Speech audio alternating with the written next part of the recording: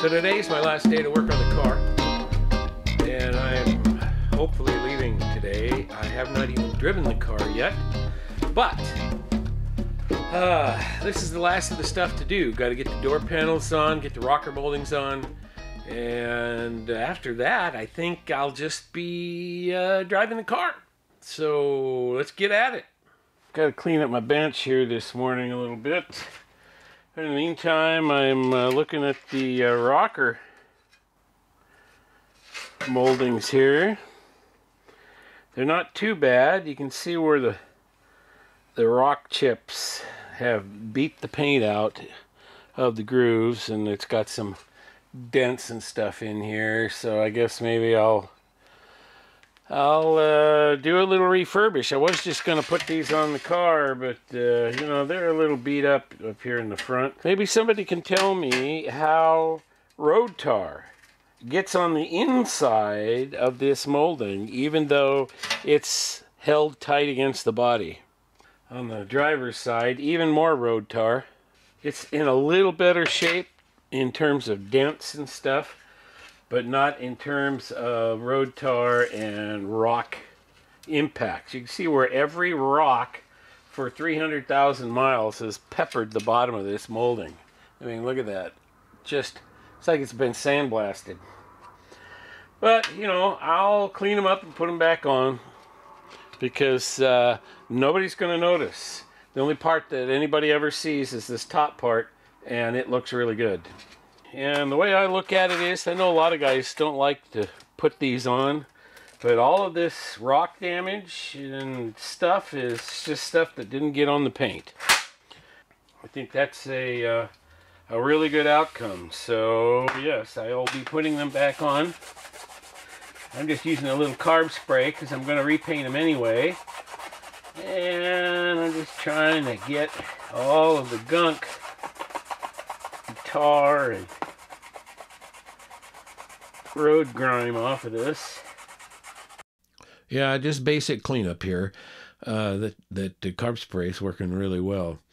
So what I ended up doing here was trying to clean up some of the really bad rock chips and stuff. So I'm polishing it with steel wool, and then I get out the 600 grit sandpaper and give that a shot. Use a little paint thinner on it.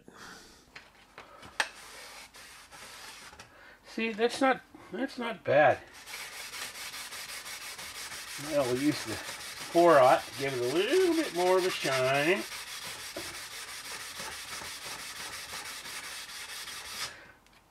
Now, I'm not going to get these chips all the way out because they are so deep, and the aluminum just isn't that thick. I think that's how I'll leave this bottom edge. And the rest of this I'm just going to leave. I'm going to paint the black part black. So what I have decided to do here is I'm just stripping everything off. Turns out that the wonderful carb spray works great as a paint stripper. It just rips it right off and takes all the tar and everything off too. Gravel pounding on the end of this thing really beat it up. But I'm using my Dremel tool with the little polisher and Ultra Pro Speed Compound, and I'm just putting a polish back on it, just enough so it kind of matches the rest of it. It doesn't have to be perfect.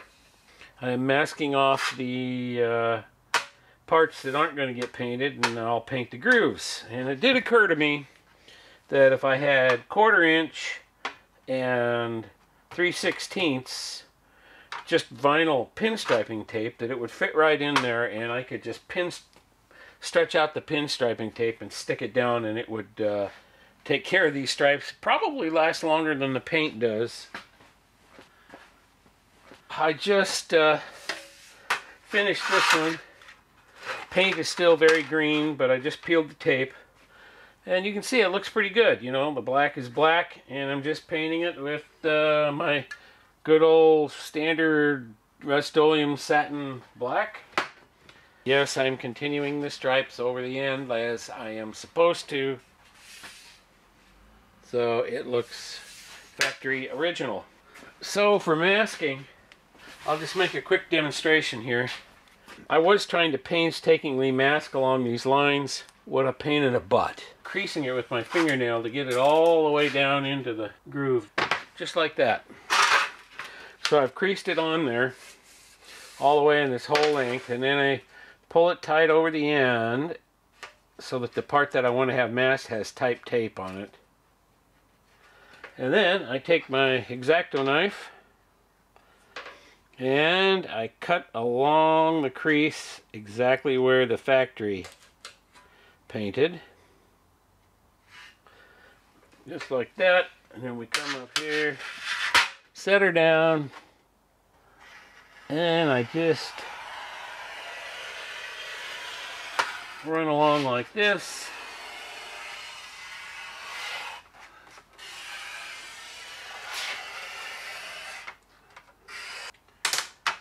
And then I peel off the little piece here, and it is perfectly masked along the groove there, just like the factory one was. Bink! Just like that. And I just do that for each one, and it doesn't take hardly any time at all. Thought I'd show you. These are the three old ones, the clips that were left. Here are the ones that came from CJ Pony Parts. It's just metal, and it just bends. It's supposed to be spring steel, like these. So they have some strength to them, and when you tighten them up, they kind of spring and hold the molding up. These don't work worth a dang. They're just going to bend, and then the molding won't be held tight. So stupid. It's a good thing that I ordered a set of these, I'll bet, 20 years ago from California Mustang, and they are indeed spring steel. So these are just like the OEM ones. So I have a set of good ones I can use. That kind of stuff just irritates me. So here you can see the molding in place. And I was trying to also show the rake on the car, but really from this perspective it looks like it's sitting high in the front. Okay, on to the door panels. First thing I had to do was rebend these clips so they stay in place. One of the problems I had was there's a little clip on, or a little tab I should say, on the inside of this thing. So you put them in and snap them down, and they're supposed to stay in like this. But that little tab wasn't working, the clip wasn't quite bent right. So when I'd be fishing the screw in to get it, it would push it up, and then it would just go inside the door. This is a drain right here. So they're expecting there to be sealer underneath this and around this opening here that allows any water that hits the vapor barrier here to go down that hole. They also have a drain over here, one here, this hole here. There's a regular drain just like this one at the bottom of this hole, and they don't put anything around this opening here. For this opening, they had sealer around it, so it would just seal it up, and there's no drain hole or anything. This section here, because water can come through these stops, it has a drain at the bottom, and so it's supposed to be sealed around so water goes back in the door there. On this cavity, all they have is the hole down here that they had tape over. There's no drain anywhere, and this was sealed up with just putty. So even though none of this stuff was sealed, this is one of the biggest spots where water comes through, right at that joint between the vent window frame and when the belt molding starts. There's a gap there. So a lot of water comes in right through here, splashes all over this, and will run inside the car here and here. So I'm going to seal that up. It's really close to the top of the door here, but I think I can get enough sealer on it from here all the way around to there that the vapor barrier can just be really close, just enough so it doesn't show.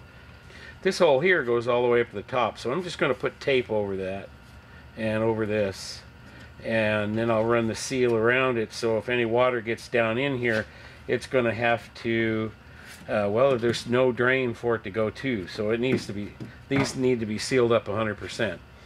And then there's supposed to be, there's an indentation, so there's supposed to be sealer all the way across the door right here inside that indentation for the vapor barrier to stick through. And the other thing is that these lower clips on the door panel are supposed to have a little foam seal on them. And you'll notice, I don't know if you can see that or not, let me tip you down a little more. There's an indentation around each one of these clips. And that's so that foam has a place to go in and seal, and it doesn't hold the door panel out from the surface of the door. So, got to make sure that all these little foam seals are in place. If you have to, just make them. All they do is take a hunk of foam and they slit it and slide it on this thing, and then they just got a little daub of glue there holding it in place. And you'll notice I'm missing one right here, so I'll have to make one. I am missing two clips. One here up at the top, you can see how it broke out, but that one and then this one here, there's nothing wrong here, so that one just came out. I'm going to get to putting the sealer on. Now when I go to put the vapor barrier on, I've got all the sealer on, I'll show you how I do that and how I smush it all in and everything. So this is the beginnings. I've got the, I just have two little holes here for this guy and that guy, and I'm assuming I have them all in the right place. So it looks like it. So I'm just going to start here, kind of get it lined up. It's cut oversized. Okay, just like this. Then you stick it, and it just starts sticking. Smooth along a little bit. It takes up all the gaps, so there's no cracks left open in the seal between the vapor barrier and the door. Now I have, this is where the armrest goes, and you have to seal those because the screws come up at an angle, and if you don't seal them, water runs straight in, hits the back of it, runs down the screw, ruins the door panel, and water just comes into the car. So I completely filled those clips with sealer with strip caulk. The idea is to get it smushed fairly uniform too, so the door panel lays in. You don't have any like lumps holding the door panel out. And of course you want a really good seal across the portions under the drains. So one of the reasons I really like this 6mm plastic is that you can see through it.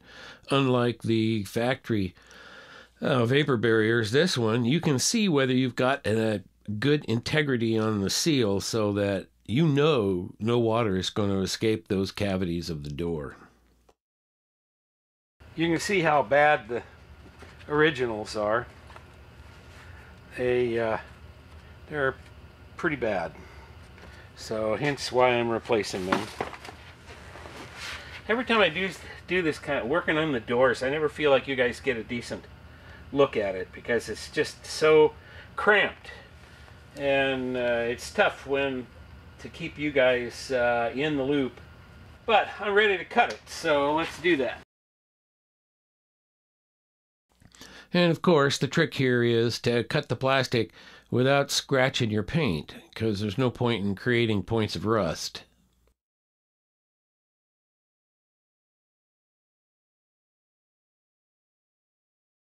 I need to punch a hole where each of the clips goes through, like so. And by hole, I mean I'm cutting a little cross right through the hole. And I have to cut little notches around each of the other holes,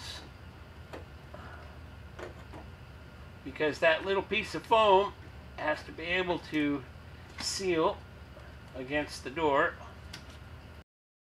And be sure to use close-cell foam, otherwise, you know, it won't be watertight.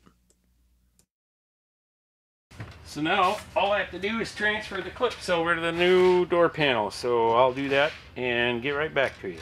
Some of these holes are in slightly different spots. They're bringing the clip in from a different angle. I've got a punch out right here that isn't out for the screw hole for the mirror. Okay, there we go. I'm missing one clip right here, so I guess I'll put a little dum-dum on that. I'm just going to leave it off. It won't make a difference. They didn't punch the punch out, and I'd have to tear it to get it out, and I didn't want to do that. And I'm missing the clip anyway, but I'm just going to put some strip caulk over it to seal the hole, because the mirror has 2 screws holding that corner in, so there's no way that the door panel is going anywhere or it'll be a problem. So I'm just not going to worry about it. I probably made that same decision some time ago. Okay, that one seems to be in the right place, as does that one. And, well, let's just see what happens here.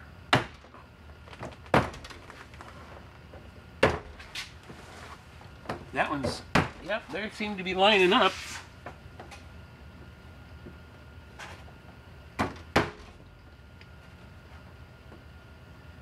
Sometimes you got to rotate them just a little to get them to go in the hole. Come on. There it is.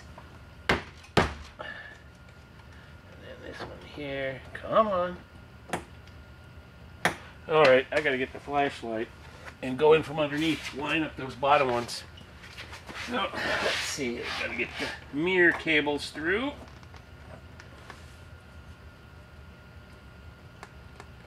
That one's in the right spot.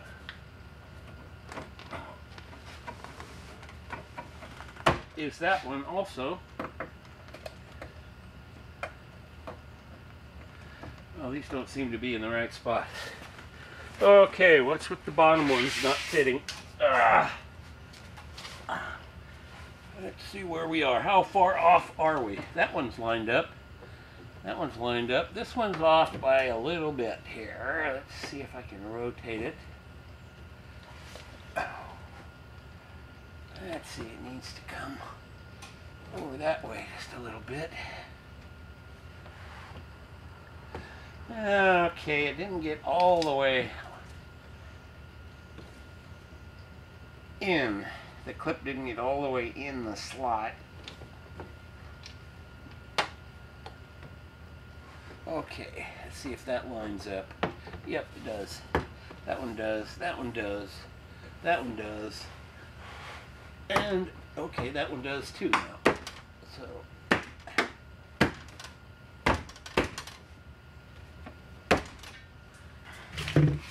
oops, sorry. I'm bumping you guys because you're cramping my style. This is the mirror control. It has this little rubber band that's supposed to make sure that the cables don't pop off the adjuster. So you got to put that onto the cables first, and then you look on the back and it has a Y for yellow, an R for red, and a G for green.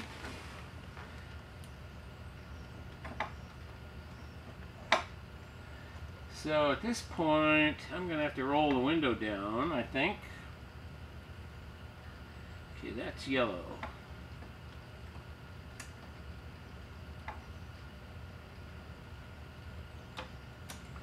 So, in order to get the cable in, you have to, you can't see this.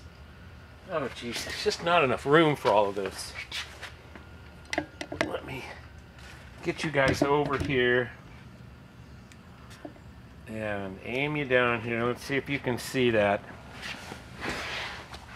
Okay, so first order of business here is I got to get the window rolled down. there's supposed to be a plastic thing on here that keeps the crank from screwing up the door panel, and I have those. They're up there, but I just need to get the window down, because the easy way to get these clips in is to put the control on full down adjust or up adjust, and then, oh, you can't see this now either. Okay, so looking at the mirror here, you just push against the spring of the mirror, and that slacks off the cable and allows you to hook it up. Alright, see, real easy. This is red. Okay, now I'll have you look at this over here. Hopefully you can see that. Maybe I can zoom it later. So we got to get this part in first, then pull the adjustment the whole way over. Get ready to push that in. Oh, well, I got it anyway. I was able to get it. Okay, now for the blue one. Same thing, get it into the control. Move the control all the way. Get your finger against that thing if you can. And if you can't, you gotta push in on the mirror and it slacks it off, and there it is. See, now the mirror is adjusting as designed. Then you take this little rubber band thing and pull it down so that it is holding. The whole idea is to hold these cables in like so, so the cables don't have a tendency to pop off the controller here. And it's even labeled top, so it goes just like that. Now I just gotta stick through with the awl and find the screw holes. Yeah, I was a little impressed here. These Distinctive Industry door panels fit perfectly. Those punch outs were right over the holes. So the way the control works is the control up makes your view go up, and your view go down, and your view go out, and your view go in. That's the way I always thought of it. Make sure when you put this together that the cables are running on the outside of the window track, but pretty easy to do when you have the window down. And I mean, fish them that way, but if the window's down and it didn't catch the cables, then you're good. Alright, let's get the door handles on there. The next thing is, where do you put the handles? As in, what's the proper position?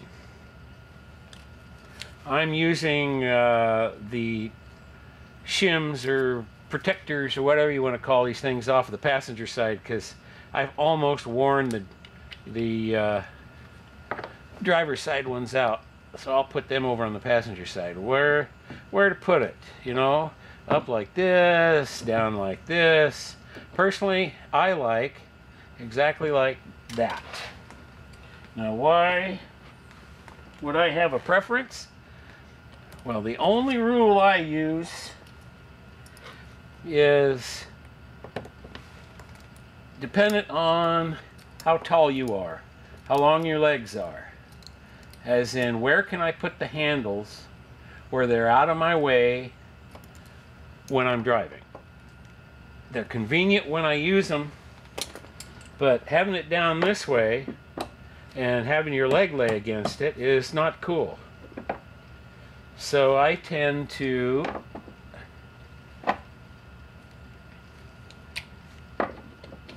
well, let me roll the window up. When the window is up, I do the same thing. I put it up like that. Now my knee can be anywhere in here and I'm comfortable. My knee never gets that far. So if I can not have it interfere with my legs, then I'm happy. So now the question is, if I put it like that, which looks really nice and uniform,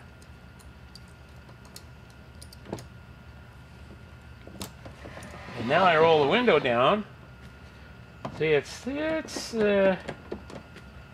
It's there. It's okay. It'll stay out of my way. It's all on there. New armrest and everything. But looks pretty good. That staple that I was talking about on the end, I ended up just blacking it out with marker. And you don't even notice it. So it's fine with me. Drilled the scary holes through the brand new paint, mounted the mirror. Yes. This mirror has to be a 1/2 inch further back from the tip of the door in order to have the 3/8 clearance, same as the driver's side. And you got to watch the position this way. As it goes this way, the top tips in towards the glass, and then it tips out when you go that way. So you got to kind of get that centered as well. Well, I hope you didn't mind. I left a lot of detail in this video, and it got a little long, but I kind of felt like I wanted to show exactly why or how I did those things. It's those little details when you're doing the final little piddly stuff, or, well, that's the wrong word, but you know what I mean. All that little detail stuff. It's those final things that really make a difference in the car. No water leaks, no rattles, that kind of thing. Thanks for watching Don's Manufactory. Next up, we'll be driving the car. Catch you later.